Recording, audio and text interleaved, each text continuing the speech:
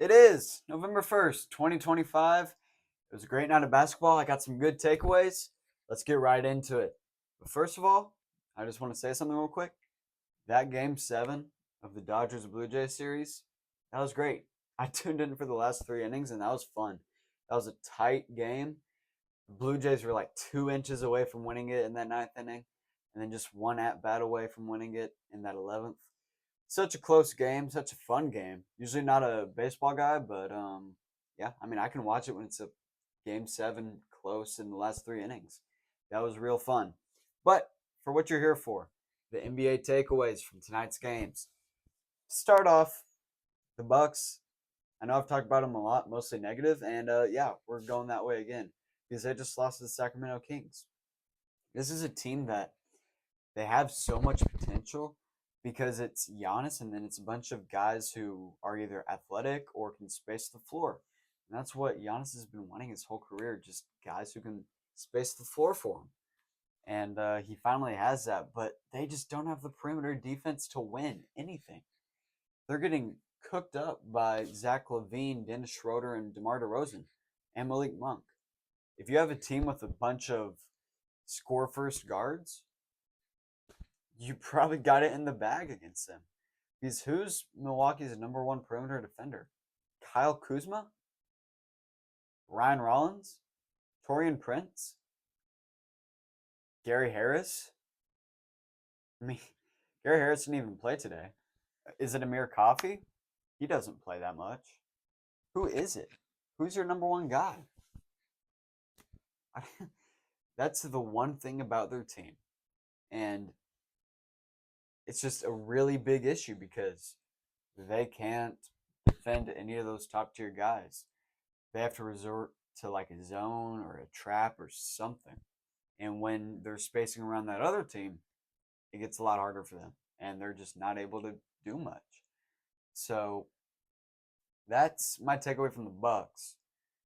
Um, this could be negated if they're able to just get one guy. I feel like if you're able to go and trade out for a Derrick Jones Jr. or someone of that caliber who can just lock down a perimeter guy or just defend the best player on another team, then that's something you have to do this offseason. You have Giannis, you don't know how much longer he's going to stay, and you have that 2032 pick. You got Kuzma, you got Bobby Portis.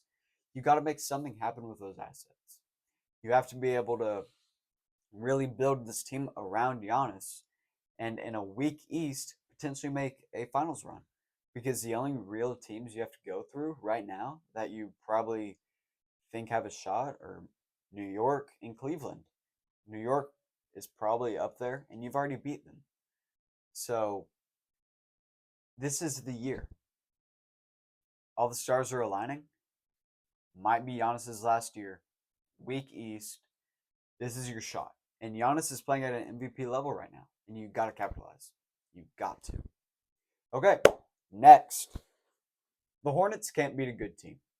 Tonight they lost by 20 to the Wolves without Ant Edwards. They went on a decent run earlier in the season for the first few games. But anytime they go against someone decent who's not the Washington Wizards, they crack and fumble because that's just the team they're built as. You look at their team and it's a bunch of good players, no one truly transcendent. LaMelo Ball is really iffy if he actually has someone who can defend him.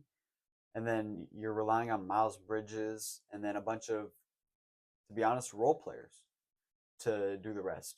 The Con Knipples, the Ryan Kalkbrenners, the Colin Sexton just to get his buckets off the bench. Guys like that. Trey Mann. You're relying on them to fill in the gaps. And that's not going to work against a good team. And my fear with the Charlotte Hornets is that they've made the right steps this season and they're going to be good. Well, not good. They're going to be better. But this is such a loaded class, especially in that top 5.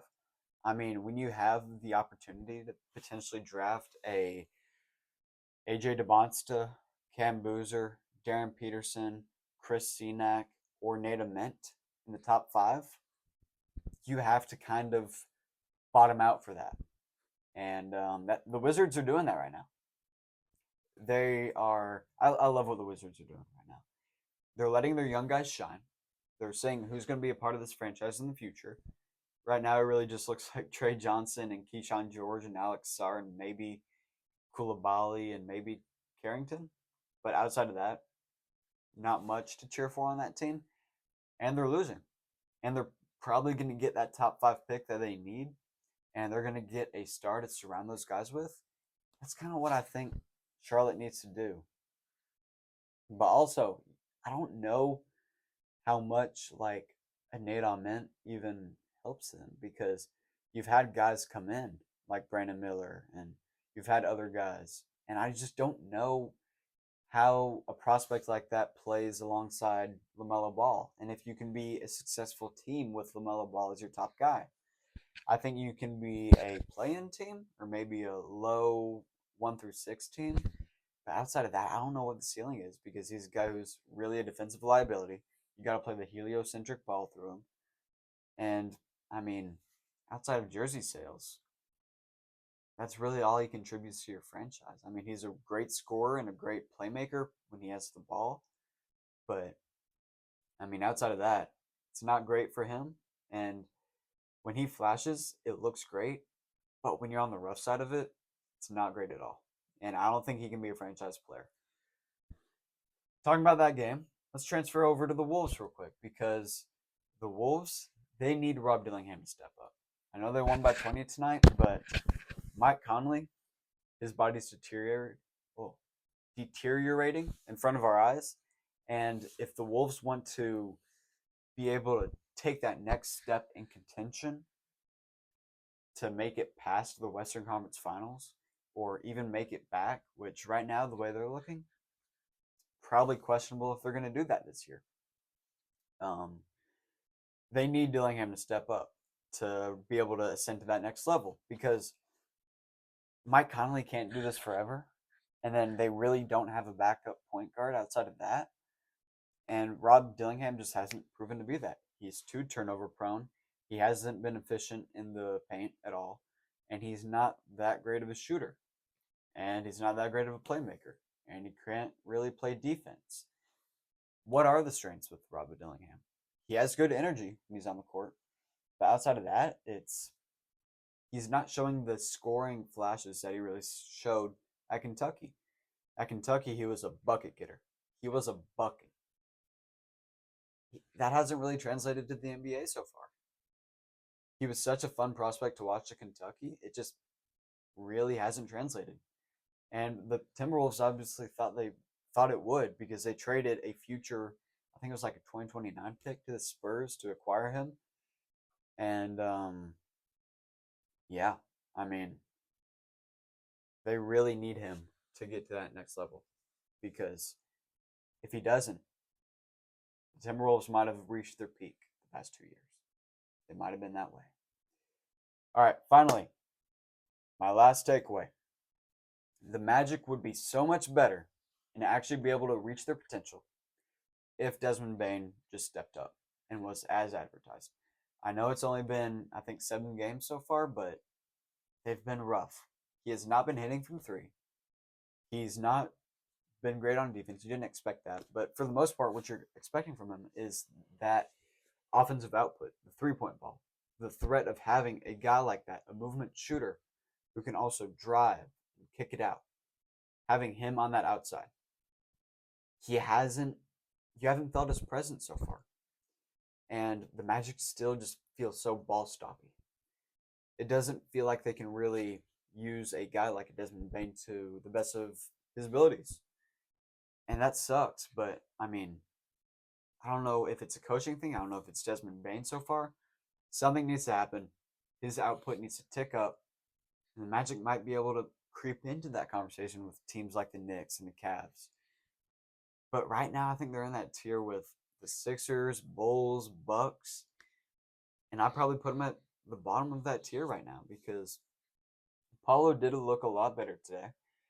I was calling him out the other day for just not being an efficient guy, not being able to really lead his team to be a number 1 guy. He looked great in this game. He was able to keep the turnovers down. He was able to distribute the ball. He had a good thing going with Franz. But outside of that, I mean, this team just really puzzles me. And the Grizzlies are winning that trade right now because Cedric Coward, he has been as advertised plus some. He's really been able to hit those shots, not to the clip that Desmond Bain could, but he's also been such an active defender. He's so fun to watch. The energy he brings, you can always spot him. He's on the other team's best guy as a rookie, and he's that guy who's just flying around the court. I mean, he's everywhere. And they also get 4 first-round picks and KCP, who's starting for them. They're winning that trade so far.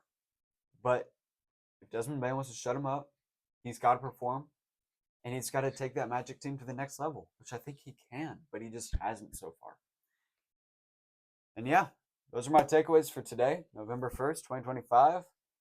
And have a great rest of your day, and be safe out there. Peace out.